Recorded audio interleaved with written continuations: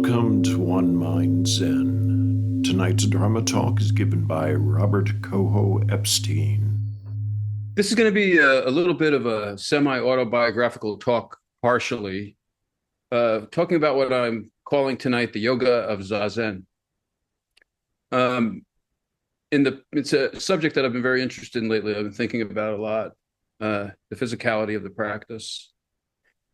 In the past, I taught a rather quiet version of Iyengar Yoga for about 15 years.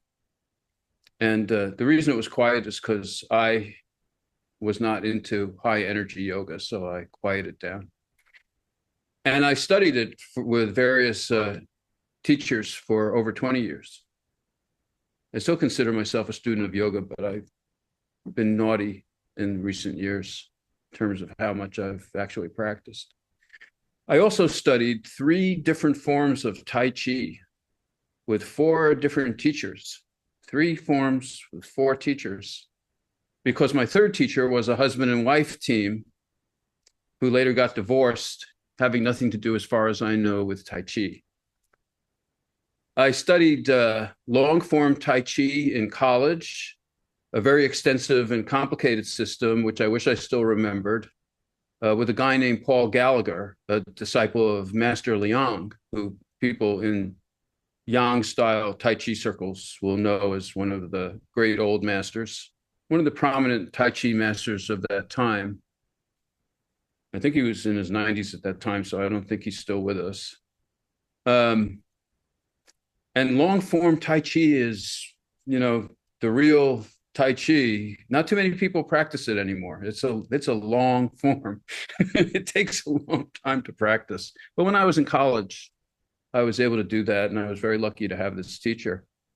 And I studied short form Tai Chi after I graduated back in New York, and push hands, the application of the Tai Chi forms, with Master William C.C. Chen, who's still with us today. I haven't seen him in many years, but he's now Grandmaster William C.C. Chen, and he's in his 80s. So I hope he's got somebody to pass the lineage on to. And I also studied, by happenstance or by Tai Chi karma, another unusual form of Tai Chi, not well known in the West, called Guangping Tai Chi. Some Tai Chi people may have heard of it, but probably not even too many of them. And that was the one I learned with I studied with the husband and wife team, who were very nice and married at the time. So switching over to yoga, when I first took a yoga class with Patricia Walden in Boston, who's become very well known, and who I was a little bit familiar with personally because of a mutual friend, another interesting story. I was a complete stranger to yoga. I had been in Boston for a little while, and I had had an interesting introduction to Tibetan Buddhist meditation, really my first introduction to Buddhist meditation, shortly after college. And that's just worthy of a side mention, because I was, a little familiar with some yoga kind of things or some meditation kinds of things. And I said to the Tibetan meditation teacher, so does this have anything to do with, getting centered or focusing on chakras or anything like that? And the Tibetan meditation teacher said to me, actually, rather than becoming centered, the point of this meditation is to become decentered. So I thought that was very interesting. In other words, you're not trying to form a greater personal center, but you're opening up. But I went to my first yoga class at that time with Patricia. And after doing the poses, which were fun and interesting, doing different stretches, we laid down in Shavasana, the corpse pose, which is the great gift of yoga. After you've done all that effort, you get to lie on your back and let go of everything, including the physical body. Just let it go, and let the energy from the yoga class kind of run through you and go into a deep relaxation state. And always loved the Shavasana reward at the end of the yoga session. And we went through a guided relaxation in that class, which is also often done in Shavasana, which is very similar to what we call scanning or sweeping in the Theravadan Buddhist tradition, Theravadan Buddhist meditation tradition. So the guided relaxation, going through body part by body part, letting go, it put me into a very deep, relaxed state. And I could feel the energy of all the nerves and the body spaces that have been stretched out during the yoga session, during the yoga poses, open up and release. And suddenly, with completely unexpected and no buildup, I burst into tears. Very profuse, very deep, just a very deep emotional release. I was a little bit astonished. I was feeling fine. Patricia reassured me that this was very common. It happened a lot of times when you started yoga. There's a lot of emotional material that's suppressed under ordinary circumstances. You could say emotional energy that's held down. And deep relaxation in particular has a tendency to bring that out and let it out when you first experience it. The yoga opens up the nervous system. So I realized at that time that, with some surprise, that such exercises could have such a deep connection to a kind of undisclosed part of the self and open it up. Not only was there the emotional release, but the energy flow that I experienced was also very visceral. It was like the energy of the nervous system was opened up and it was allowed to flow and flow out. These were greatly embodied experiences and very far from anything that the intellect could have speculated about. They're really in a very different, much more concrete realm than what I would ordinarily think of as, a kind of philosophical idea of what yoga or meditation were about. And it also shows you that the practice itself, the physical engagement, is really where these things take place. Even though there are plenty of books about yoga and yoga philosophy and meditation and everything else. I had already experienced a kind of energetic opening and experience doing Tai Chi in college. This yoga experience, which I returned to later with a serious yoga study, took place after college and before my New York Tai Chi studies. The long form Yang style Tai Chi experience, almost as long as its name, was quite extraordinary. I don't know if it's discernible for everyone. It could have something to do with one's personal nervous system typology, because I don't think everyone, reports this kind of experience. But for me, the energetic flow of life energy that is talked about in Tai Chi and that was generated by the Tai Chi exercises was very obvious and very powerful to me and quite unique. I'd never experienced anything like that really before. So I blame the Tai Chi. Once experiencing this flow, the sense of it never really went away again, though it could be stronger or weaker depending on circumstances. And certainly after an hour or an hour and a half of this very slow energy directing movements of long form Tai Chi, that sense of being lit up by the life energy, the Chi, was very strong. We also did some interesting auxiliary exercises. One of them was called energy projection, which is a kind of a, very direct name for what we were doing. Standing in front of a wall in a Tai Chi stance and pointing the palms of the hands with the elbows down at a wall in front of you and literally generating energy at the wall. After a little while of doing this, I would see green clouds of energy floating on the wall. It was pretty unusual. And I'd go like, that's a nice shade of green. Very nice. And it was, like really seeing it, not like imagining it somewhere off in the mind. So I accepted it as being a real thing. But it was quite interesting to experience something like that.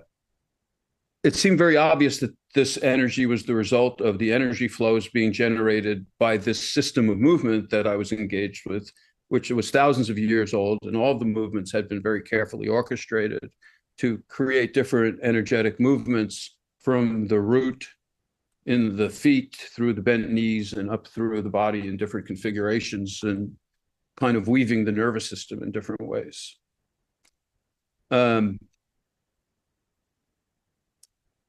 We also did traditional Taoist standing meditation, a little bit different. The teacher, Paul Gallagher, was a serious Taoist, a committed Taoist practitioner, and he knew these various practices very well.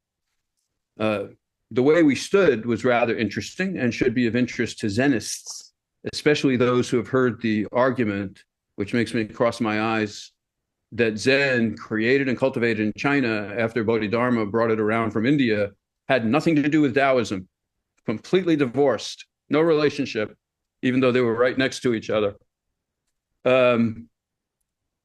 Well, here's how we stood in traditional Taoist standing meditation. Knees bent, breathing in the hara, in the belly, which in Chinese practice is known as the lower Tan Tien or Dan Tien, or in Japanese Tanden, with eyes half open and the gaze resting on the ground at a 45-degree angle in front of you, which entailed the chin being slightly lower than usual. Does that sound familiar? The hand mudras one could choose from traditional Taoist practice, all created a similar energy circuit through the hands and arms. The choices included what we know as the Rinzai Zen mudra, with the hands interlocked. I'm doing it upside down, on top of each other, and the thumbs on top of each other. The Soto mudra, number 2, which entails one palm on top of the other and the thumbs touching, also upside down.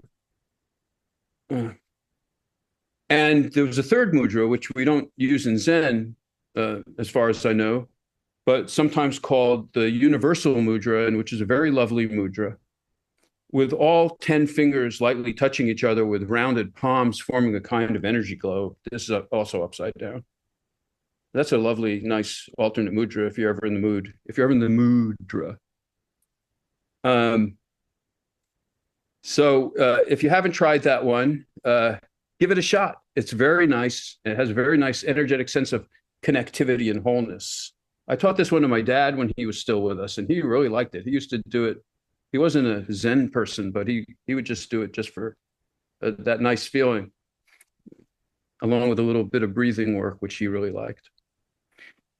So standing this way, one would come into a nice relaxed state of concentration, breathing in the hara, and one could accuse this state of being a kind of standing samadhi. Now, if you keep all these elements the way they've just been described and keep bending the knees until you're sitting cross-legged on the floor, you have Zazen. It's kind of like instant Zazen. Just do the Taoist standing meditation and sit down.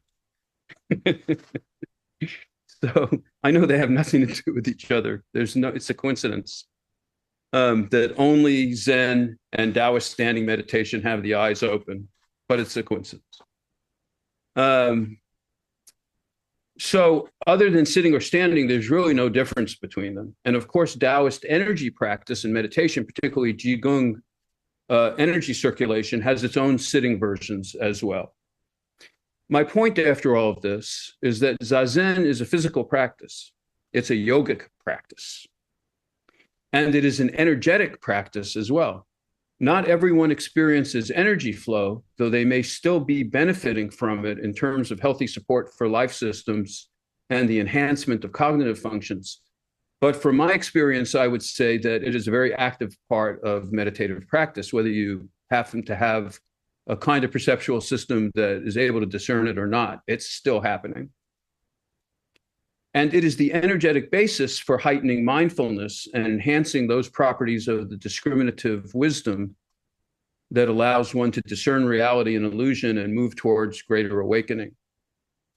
These energetic aspects of Buddhism are much more obvious in Tibetan tantric practice, and while they exist in Zen, they're not always highlighted or discussed. In Theravadan Buddhist meditation, the Buddha outlines the stages of the jhanas, or samadhi states, a detailed discussion for another day. But in describing these deeper meditative states, he focuses on subtle, emotional, and other qualities that may accompany them.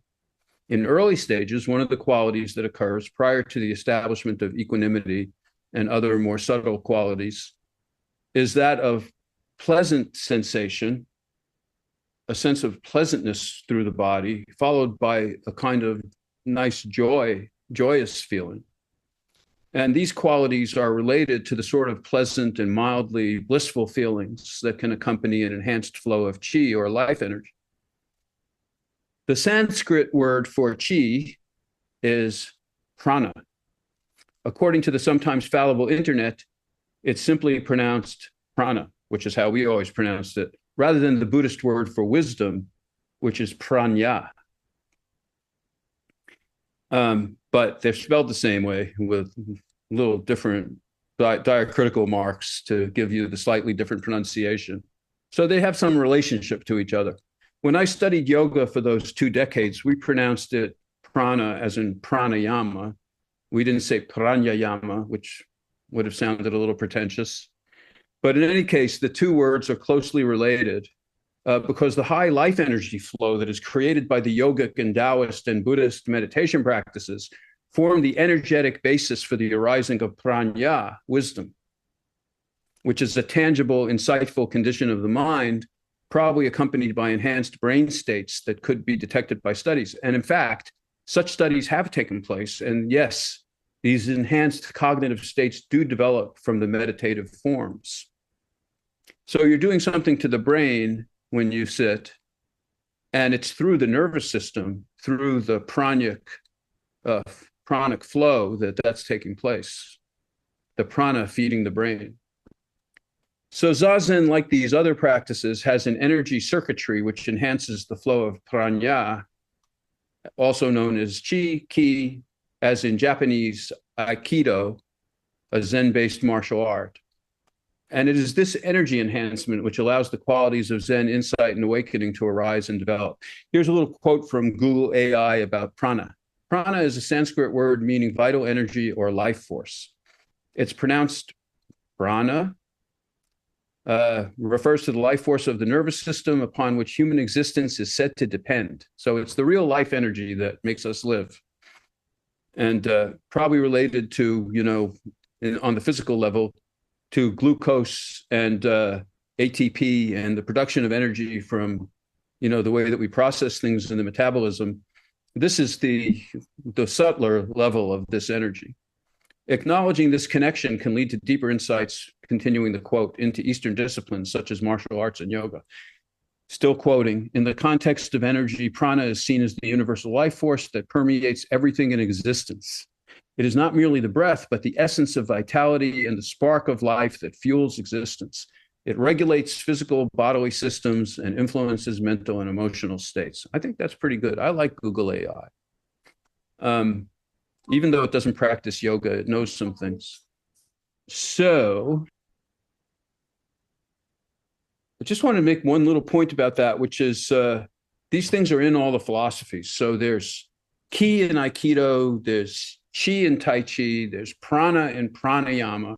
And in yoga, we're taught that when you do pranayama, the whole body is breathing in the life energy. So it's around in the Eastern philosophies. So why don't Zen people talk about this energy very much? I don't know. But maybe they should. To be honest, the yoga people don't talk about it much either. At least the ones I've run into. They're a lot into the perfection of the postures, though they may easily start talking about chakras. And the Tai Chi people, often very much involved in the correct movements, don't talk about the energy all that much either, unless they're pretty advanced. Well, they definitely experience and talk about this energy in Taoism. And in some of the yogas that are really prana-based, like Kundalini yoga that is specifically tantric, And in Indian non-dual Shaivism, the Tantra there, they talk about it. And in Tibetan Tantra, they talk about it a lot. But it's there in the Zazen circuitry setup, which we are taught to do, but it's not usually explained why we are doing these things. So we have in Zazen, we have the eyes partly open, which creates a circuit outward to the environment. But the eyes are down, closing the circuit to the earth. The tongue is on the roof of the mouth, bringing the energy from the body to the brain and into the breathing. The hands are connected by the mudra, creating an energy circuit there. And the legs are connected by the crossed legs and connected to the earth, completing the energy circuit there. So there's this kind of flow chart of prana flow there to enhance prana here. We could say that, like the microcosmic orbit of Qigong, the first part of our sitting circuit is the earth upon which we sit, very directly with crossed legs. The energy moves from there to the hara, the balancing point of the physical body, and this creates the first major connection from sitting to hara. From there, it goes through the tongue connection in the upper palate into the cranium and enhances the brain. But instead of getting too heady and flying off, like some of the crazy people do, the eyes bring the energy back down into the earth with their gaze, connecting the circuit back into the grounding and embodying anchor of the earth upon which we sit. So we could say in this sense that the earth itself is the completion of the circuit, and our entire bodily and mental life energy is thus anchored into the entire earth when we sit this way. So you go from earth to hara, to brain, to eyes, back down to the earth, and you're connecting on both sides the energy circuit to the whole earth and the earth energy. It's a very grounding and embodying practice. And in the Chinese philosophy, as well as in Zen, we always talk about the hara, which is the lower tanden, but we never talk about the upper tanden, which is the third eye. And there's a purposeful decision there in both Zen and in Taoism that we don't want to focus the energy here and go into a bunch of esoteric experiences by enhancing crazy brain states, but instead we want to ground that energy back into physical embodiment. And it makes for a much more grounded, more realistic practice, and one that's connected to the earth rather than to the ethers.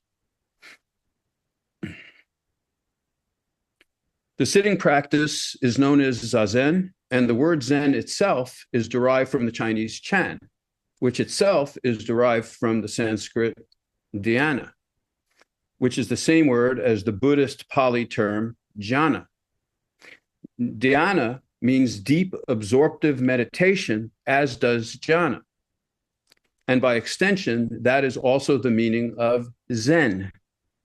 So when we practice the grounding practice of Zen, which is Zazen, we are also satisfying the very definition of Zen, which is the practice of grounding and connecting our embodied existence to the earth energy and enhancing the energy of awakening with the earth energy. Thank you.